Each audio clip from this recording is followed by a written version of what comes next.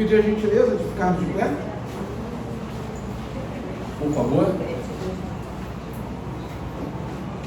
Abra sua Bíblia no livro de Daniel, livro do profeta Daniel, capítulo 1.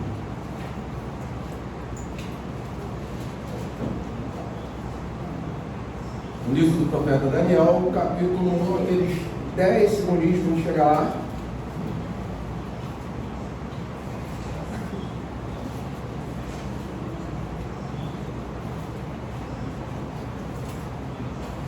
Amém?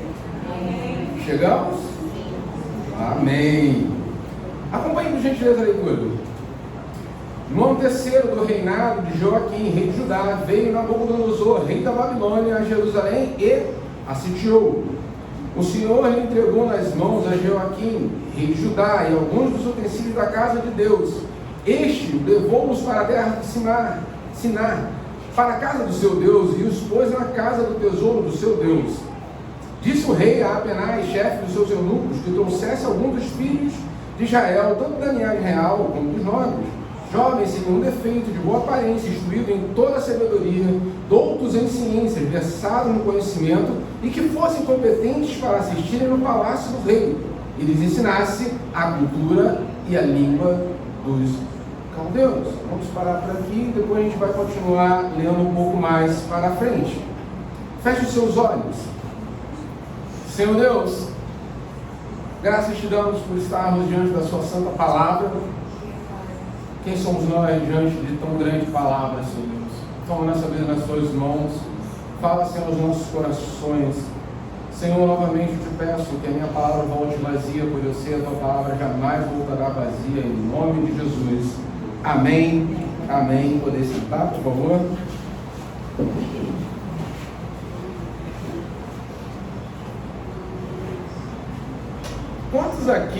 Quantos dos meus irmãos e minhas irmãs já ficaram perplexos diante de alguém, quem sabe na escola, ou quem sabe no trabalho,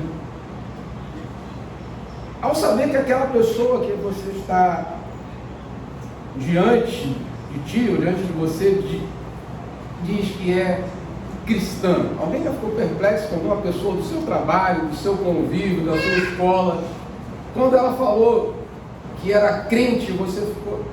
Hã? Já aconteceu isso com alguém?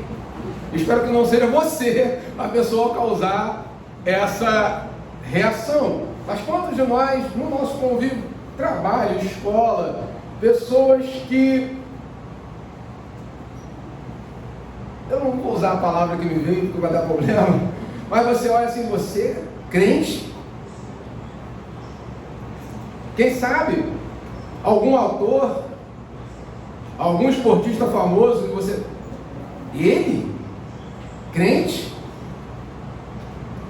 Nessa época, então, de redes sociais, que você tem vários contatos do trabalho, da escola, e pronto já para a cadeia, já... O meu trabalho é a mesma coisa. Toda piriguete do trabalho tem foto no culto. É impressionante. Alguém já viu isso? Ou aquele cara aqui, ó, 171, louvando ao meu Senhor no carro. Todo mundo está rindo, porque já passou por isso, já viu esse pessoal se manifestando nas redes sociais, no trabalho, na escola, na rua, e você ficou olhando. É sério? Você? Vivemos numa época de um cristianismo relativo, sem sacrifício, sem renúncia, sem arrependimento, sem mudança e sem Cristo.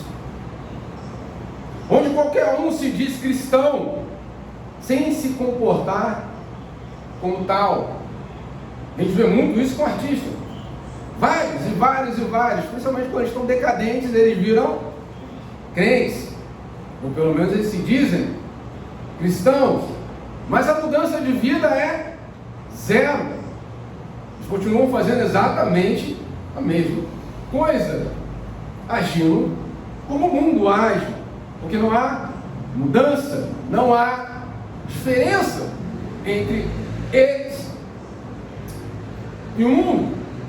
O pior é que eles acham de encontrar igrejas que se adaptam exatamente a isso, sem qualquer mudança, sem qualquer diferença para o mundo. Eles são exatamente a mesma coisa. Não é, para os meus irmãos que me conhecem aqui, surpresa para ninguém que eu sou um admirador, com todas as letras, da cultura muçulmana, não da religião muçulmana. Apesar desta minha cara, todo mundo já fez aquele sorrisinho que eu vi. Eu sou admirador da cultura muçulmana, porque o muçulmano, ele sabe o que ele é. Ele vai sair do Marrocos para a França e não importa a lei da França, importa o que diz o Alcorão. A França que mude para me receber. O cristão, ele se adapta, infelizmente muito fácil, ao mundo, por medo, por pressão, por coação. Por isso eu continuo dizendo, eu sou admirador da cultura muçulmana neste sentido. Fiquem frios, não tem bomba aqui atrás do paletó, não vai explodir o templo. Eu lembrei da ordenação que o bicho falou que eu estava na cara do Bilal, lembra? Se eu vi isso no bicho, já era para mim. Deixa eu voltar aqui, não sou o Bilal. Mas é muito estranho. Voltando àquela reação que você tem com aquela pessoa do seu convívio que diz que é crente, você... Hã? Contudo, o macumbeiro tem cara de macumbeiro. O budista tem cara de budista. Ele faz questão de parecer. O espírita tem cara de espírita. O testemunho de Jeová, eu trabalho com 5, eles têm cara de testemunho de Jeová. E por que o crente é camuflado? Ele quer aparecer com todo mundo. O que isso tem a ver com o texto, né? Vamos voltar. Cada dia mais a igreja se parece com o mundo. Cada dia mais a cultura do mundo influencia a igreja. Vamos então voltar ao texto para chegarmos aonde queremos chegar. Lemos de novo versículo 1 e 2. No ano terceiro do reinado de Joaquim, rei de Judá, veio Nabucodonosor, rei da Babilônia, a Jerusalém e a sitiou. O Senhor lhe entregou nas mãos a Joaquim, rei de Judá, e alguns dos utensílios da casa de Deus. Este levou-os para a terra de Simar, para a casa do seu Deus, e os pôs na casa do tesouro do seu Deus. Para a gente compreender um pouquinho o contexto disso aqui, eu vou pedir que você volte um ou dois livros. Abra em Jeremias 36, versículo 29. Volta ali. Você está em Daniel, Ezequiel, Lamentações, Jeremias 36, versículo de número 29. Para você entender quem é esse Joaquim. E Joaquim, rei de Judá, a Joaquim, rei de Judá, dirás: assim diz o Senhor, tu queimaste aquele rolo, dizendo: para que escreveste nele que certamente viria o rei da Babilônia e destruiria essa terra e acabaria com os homens e animais dela. Portanto, assim diz o Senhor acerca de Joaquim, rei de Judá: ele não terá quem se assente no trono de Davi, e o seu cadáver será largado ao calor do dia e à geada da noite. Castigá-lo-ei e a sua descendência e os seus servos por causa da iniquidade deles. Sobre eles, sobre os moradores de Jerusalém e sobre os homens de Judá farei cair todo o mal que tem falado contra eles. E não ouviram. Volta mais um pouquinho, ainda no 36, 23.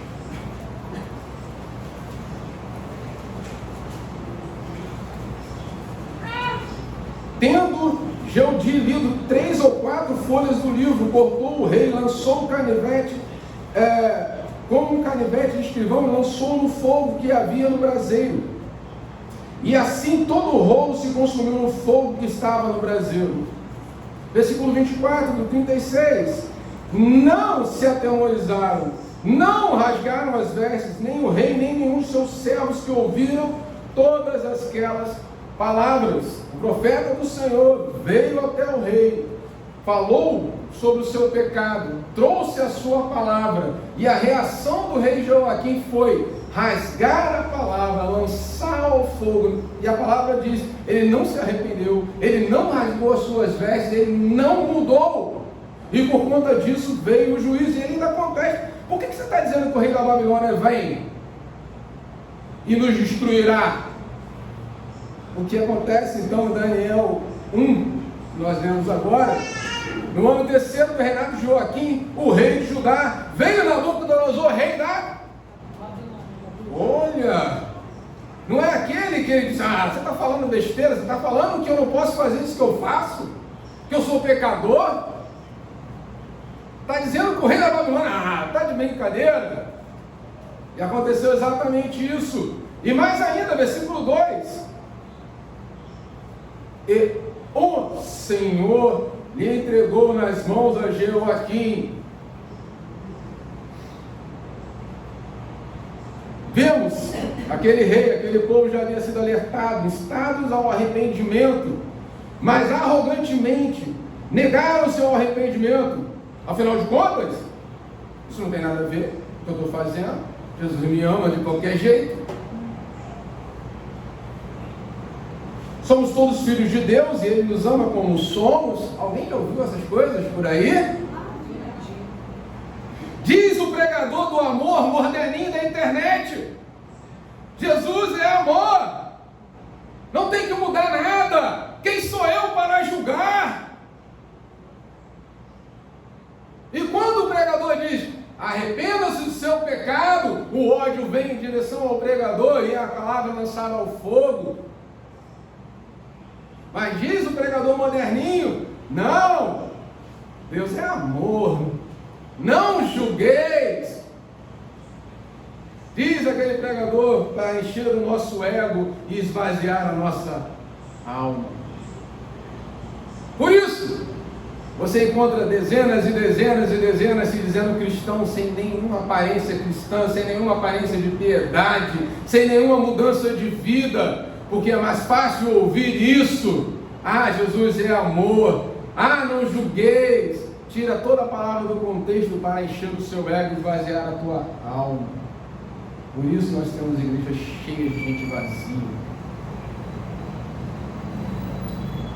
Mas nesse mesmo texto, nesse mesmo trecho, em contraste a isso, podemos perceber na constatação do próprio autor uma marca do verdadeiro cristão, pois ele percebe, o autor, a soberania de Deus em tudo que acontece.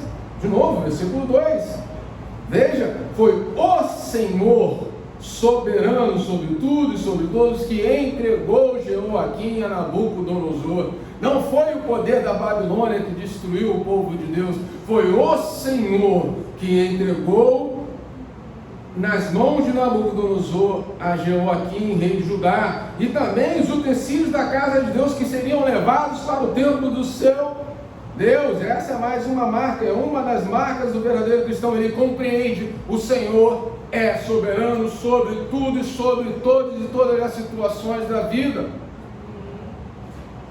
Vivemos num contexto no nosso país muito louco, a tal polarização. Meu Deus, aquele corrupto ganhou a eleição. Senhores e senhoras, o Senhor continua sendo soberano.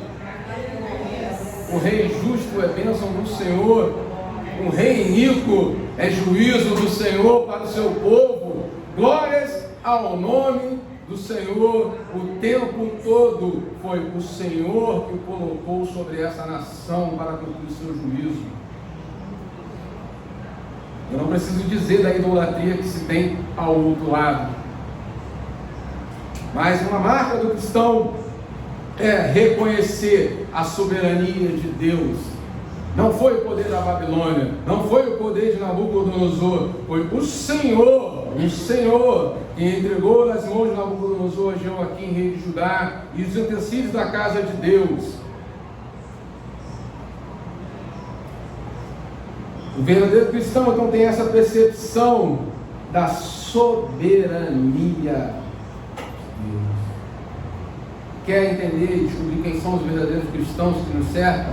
aqueles que têm perfeita compreensão da soberania de Deus. Ele é o Senhor de tudo, de todos, em todo o tempo, mesmo naquilo que parece desesperador. Ora, meu país foi invadido por um rei estranho, capturaram o meu rei, destruíram o meu templo, levaram as coisas do meu Deus para o templo de um Deus pagão, e eu ainda assim escrevo um livro dizendo: o Senhor o fez. O Senhor continua sendo o Senhor. Muitas são as aflições dos justos. Continuemos. Depois então de subjugar o povo, Nabucodonosor manda separar alguns dos filhos de Judá para servir na sua corte. O verso 4 nos dá um panorama interessante sobre o projeto do mundo da Babilônia para o povo de Deus. Então ele vai dizer: disse o rei, versículo 3, esses nomes são lindos, Aspenaz, chefe dos eunucos, que trouxesse alguns dos filhos de Israel. Mas não é qualquer um.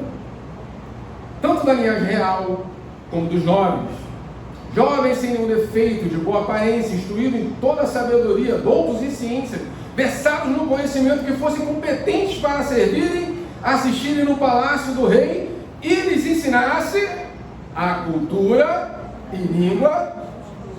Opa! E aí nós temos um detalhe do projeto da Babilônia para esse mundo. Aliás, o projeto da Babilônia para essa igreja conquistada, essa igreja fraca. Queremos os melhores de vocês, diz a Babilônia, diz o mundo. Queremos o talento de vocês, diz a Babilônia, diz o mundo. Mas odiamos a cultura de vocês. Assim diz a Babilônia, assim diz o mundo. Aprendam a nossa cultura, vivam de acordo com a nossa cultura, se pareçam com a Babilônia, esqueçam os ensinamentos dos seus pais. Vejam se esse não é o retrato dessa igreja de hoje, daquele crente que você olhou assim: você? Crente? Pior é a vergonha quando o mundano olha para eles: você? Crente? Não falam como cristãos, não pensam como cristãos, não se parecem com cristãos e não são cristãos. Mas não julgueis. Assim diz o pregador moderninho da internet. Assim diz o pregador moderninho da internet: não julgueis. Mas o projeto da Babilônia para essa igreja é que ela não seja mais igreja, que ela se pareça com a Babilônia, que eles pensem como Babilônia, que falem e vivam como Babilônia. E para olhar o quão bem sucedido tem sido esse projeto. Infelizmente, porém, a relógio também não ajuda, porém Deus sempre mantém fiéis. Quero chamar a atenção. Vamos continuar a leitura. Versículo 5, nós chegamos até o 4. Determinou-lhes o rei a ração diária das finas iguarias da mesa real e do vinho que ele bebia, e que assim fossem mantidos por 3 anos, ao cabo dos quais assistiriam diante do rei.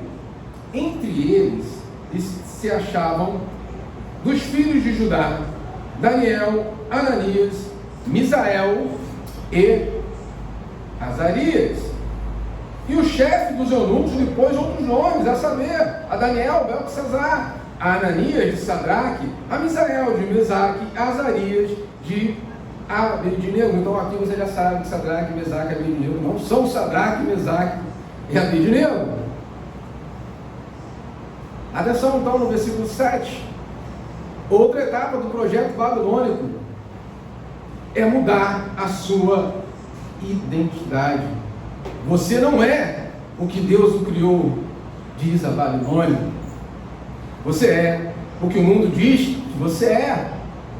Você não é mais Daniel, você é Beltesazar. Você não é mais Misael, você é Azarias. E os outros. Esse é mais um projeto da Babilônia. Mudar a sua identidade. Você não é o que Deus criou. Você não é mais. Você então é o que o mundo diz que você pode ser. Você nasceu homem, besteira. Se identifica agora como LGBTRS ao quadrado vezes 2. Esse é o projeto da Babilônia. Você não é mais aquilo que Deus criou. Você é qualquer coisa, sem sentido, sem forma, vazio. Enquanto nós vemos gente abraçando essas ideias, vamos respeitar, vamos dialogar. Não existe diálogo. O único diálogo que você tem com a Babilônia é converta-se, aceite a Jesus. Mas a pressão é grande. A pressão é grande. E para os cristãos? Ah, você é cristão, temos um nome para vocês também? Claro que eu vou mudar o seu nome. Nos tempos antigos, dizem historiadores que os cristãos eram chamados, por exemplo, de insociáveis, pois eles não se misturavam com as pessoas, não participavam das festas pagãs, eram chamados de ateus. Olha, você acredita num só Deus, em Júpiter, Saturno, Marte, Netuno, você é ateu. Aborrecedores dos homens. Hoje, temos alguns nomes muito bonitinhos para vocês: negacionistas, machistas, homofóbicos. Eu coloquei esses que são os títulos que eu ostento com muito prazer, com muita honra. Graças a Deus eu sou tudo isso. Termos vazios de qualquer significado para qualquer pessoa que tenha 2 neurônios funcionais. Isso não significa nada. Ninguém vai conseguir explicar homofobia e machismo para ninguém, que não existe. É uma teoria, sem pé nem cabeça. Você não explica para o seu avô, é porque não existe. Mas carregado de significado para um mundo corrupto e sujo. Então, um dos projetos da Babilônia é mudar a sua identidade. Você é tudo isso e algumas outras palavras que vocês já ouviram por aí.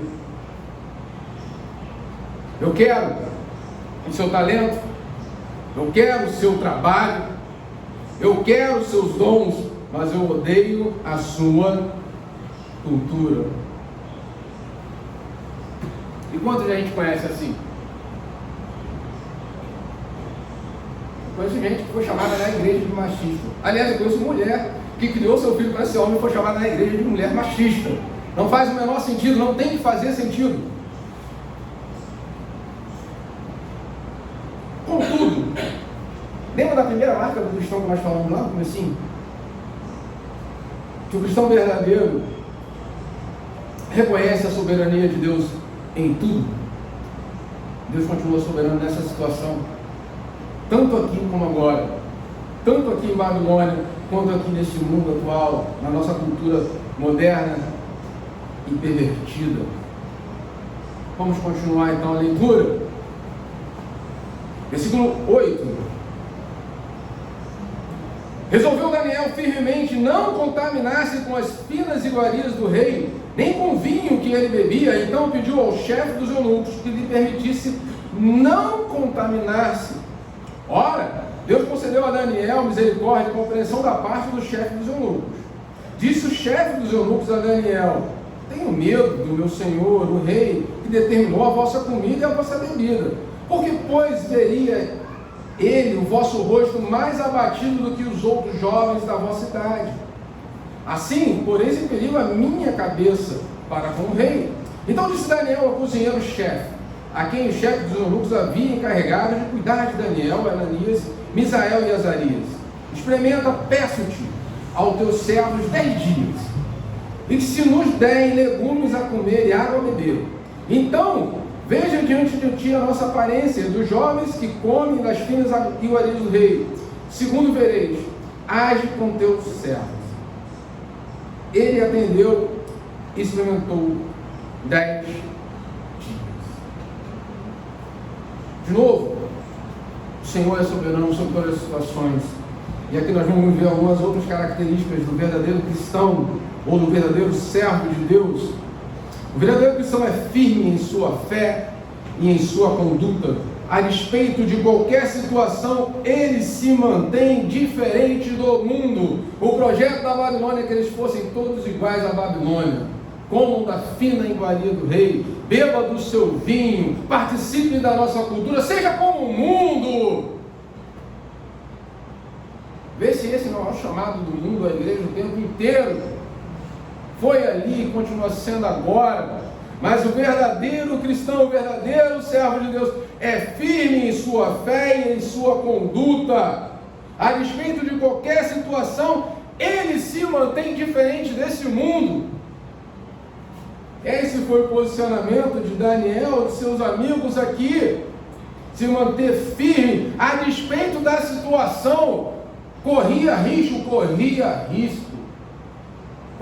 de morte, risco que eu e você não corremos hoje em dia. No máximo de escárnio, no máximo de uma piadinha, no máximo de uma grosseria. E por causa de piadas, escárnios e grosseria, muitos cristãos se afastam e abraçam a cultura da Babilônia. Mas o verdadeiro cristão, a despeito da situação que está à sua volta, ele se mantém firme, ele se mantém diferente do mundo. Outra característica: o verdadeiro cristão mantém a sua identidade, sua cultura, sua forma de pensar e muito mais a sua forma de agir. Ele não muda, ele não tem que se modernizar, ele não tem que se atualizar, se parecer com esse mundo. Ele mantém a sua identidade é Cristo. Aleluia. Mas antes de continuarmos e de terminarmos, quero chamar a atenção para um outro fato. Me chama a atenção o fato de que não foram apenas 4 jovens levados para o palácio do rei. Não foram só esses 4. Ele diz: chama gente dos filhos de Israel. Não me diz a quantidade, mas me faz entender que não foram só esses 4. Foram só esses 4 fiéis. E todos eram filhos de Israel. Todos eram o povo de Deus. E só esses 4.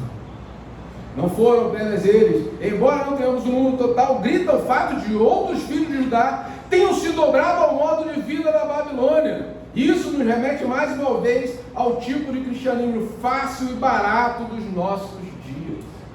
É tão fácil vermos gente da igreja, às vezes criada na igreja, se dobrar tão fácil para a cultura do mundo. Em 2, principalmente 3 meses de faculdade, olhar para você e dizer: você é homofóbico. Olhar para dizer que você é preconceituoso. Olhar para você e dizer: você... Todo mundo já passou por isso, já viu essa situação acontecer. Infelizmente parece tão fácil se dobrar para a Babilônia, diante de pressões na nossa cultura tão pequenas e tão fracas. Eles sofreriam pressões maiores, mas se dobraram também muito fácil. Somente Daniel, Misael, Ananias e Azarias se mantiveram fiéis. A igreja pós-moderna absolveu e foi absolvida pela Babilônia. O seu número é enorme. Fala-se de coisa de 30% a 35% da população brasileira. É muita gente. É muita gente. Contudo, a extrema maioria pensa e age tal qual o mundo. São exatamente o que a Babilônia quer que eles sejam. O número da igreja é gigantesco. Sei lá, essa aí faz os cálculos. Eu sou de humana, não sei fazer conta. 35% de 200 milhões de pessoas. Eu vou fazer aquela conta da Dilma, ela ficou horrível. Então pensem em vocês. Contudo, que diferença faz se vivemos como o mundo, se abraçamos a mentalidade babilônica de forma tão fácil? Aqui nesse contexto, eu não sei quantos foram levados, eu sei que apenas 4 foram fiéis.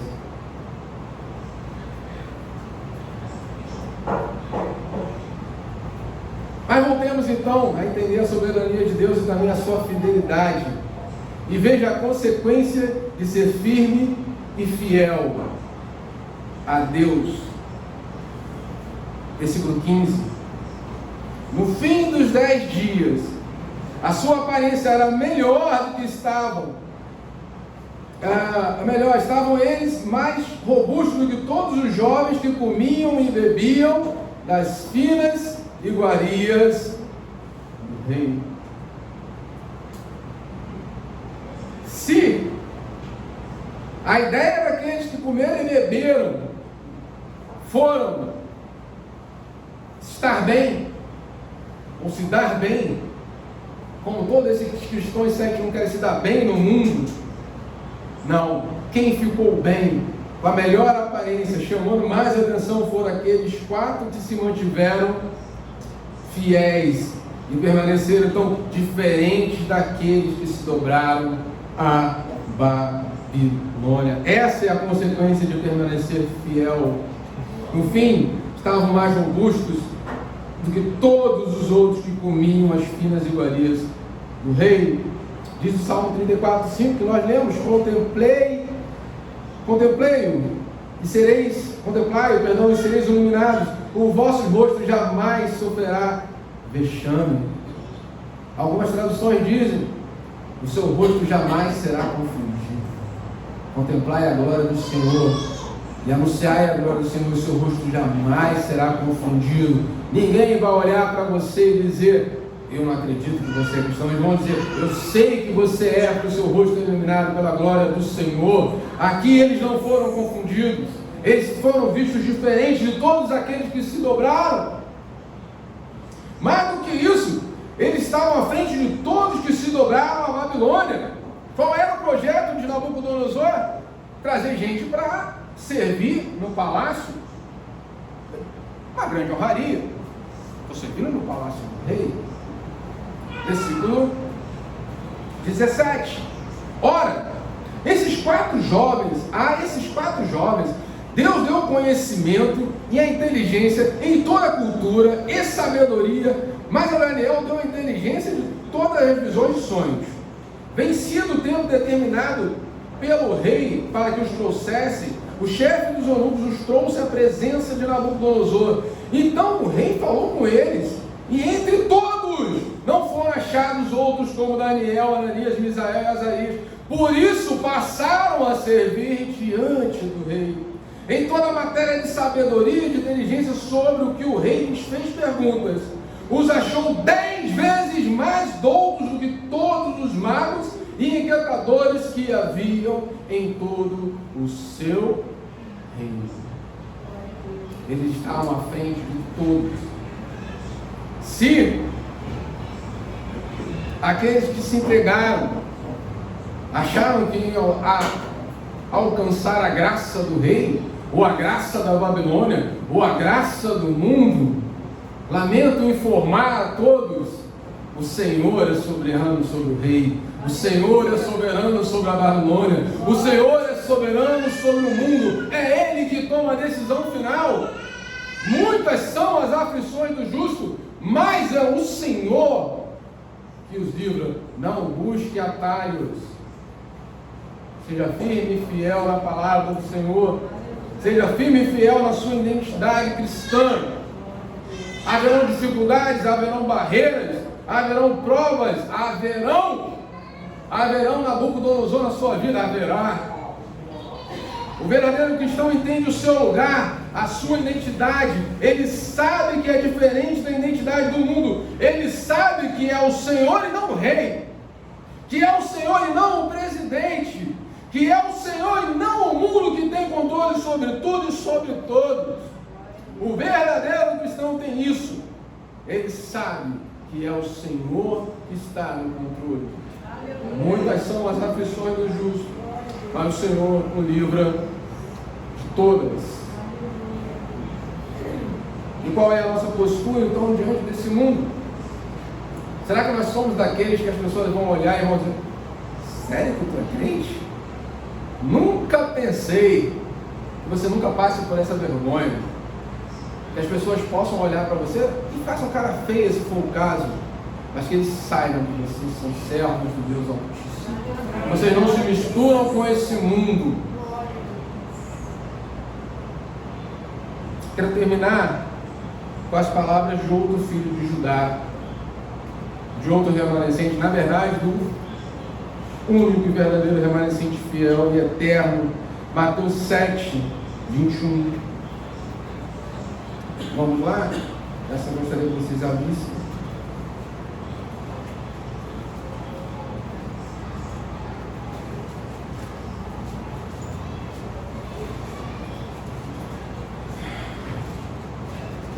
Palavras do filho de Judá, do leão de Judá, do remanescente fiel. Nem todo o que me diz Senhor, Senhor entrará no reino dos céus, mas aquele que faz a vontade do meu Pai que está no céu. Você vai esbarrar com muito crente falso, você vai esbarrar com muita Babilônia. Nem todo que diz Senhor, Senhor entrará no reino do céu, mas aquele que faz a vontade do meu Pai que está no céu, esse entrará no reino dos céus. Esse é o verdadeiro cristão, esse é o verdadeiro servo do Senhor, firme na palavra do Senhor, confiante na sua promessa, que sabe que aqui não é seu lugar, que sabe que essa cultura mundana é contra a sua. E fica a pergunta: qual é então a sua identidade? Como esse mundo vai reconhecer você? Quando olhar para a sua vida, não para a foto do Instagram, não para o que você simplesmente fala. Quando ele olhar para você, ele vai ver Babilônia, ele vai ver servos fiéis, remanescentes, diferentes desse mundo. Curva sua cabeça. Senhor Deus e Pai, graças nós damos por essa palavra. Reconhecemos, Senhor, pesada a palavra essa. Toma a nossa vida nas suas mãos. Se há algo entre nós, Senhor, se há algo em nós, Deus, que ainda nos direciona para o mundo, para a Babilônia, arranca de nós, Senhor. Fortalece, Senhor, nosso espírito, nosso coração, Deus. Que possamos a cada dia estarmos firmes e convictos na sua presença e na sua verdade, a despeito do Senhor, de todos os reis que possam se levantar contra nós. Ser conosco, Senhor, nós confiamos na sua palavra, confiamos, Senhor, no teu poder, Senhor, confiamos no teu sacrifício, confiamos, Senhor, que a tua palavra é a verdade. Assim se em nome de Jesus. Amém.